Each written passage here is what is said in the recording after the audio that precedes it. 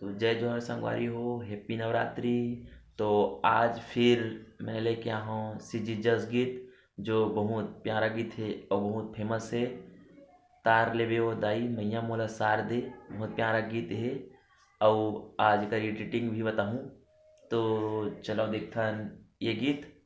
और अच्छा लगी तो लाइक शेयर एंड सब्सक्राइब कर दूँ यार, मैं दुलार बनाए रहूँ। तो चलो देखता ये गीत।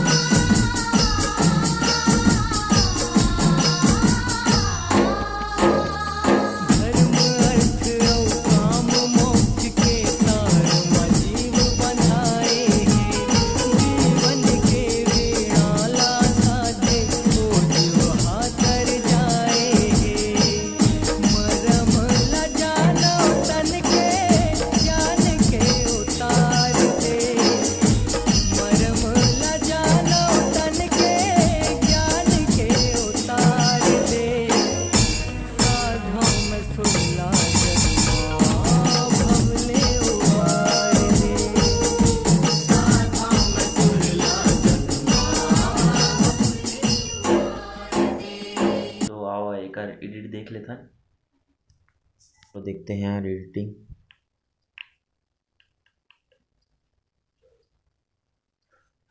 पहले सभी का इंस्ट्रूमेंट देख लेते हैं।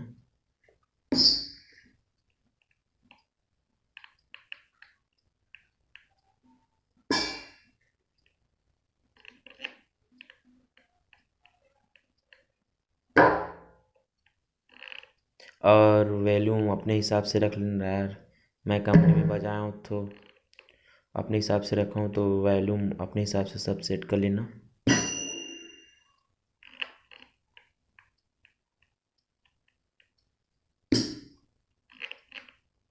जो किट का मैं प्रयोग किया हूँ उसे बता रहा हूँ यार। ये वाला के तो इसमें ज़रूरत नहीं है, इस किट में बेस नॉर्मल। अब अंदर का हम देख लेते हैं।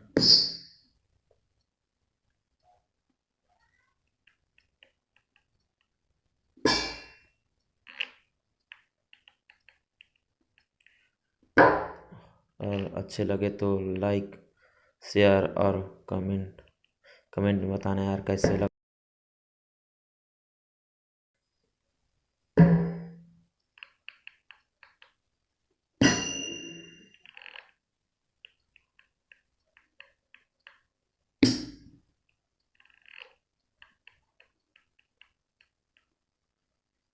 इसको तो ज़रूरत नहीं है, सीधा बेस।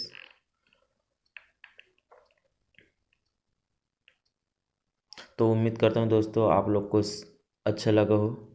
ये वाला वीडियो अच्छा लगी सो ही तो लाइक शेयर और सब्सक्राइब कर दो यार, और कमेंट में बताओ कि कैसे लगी।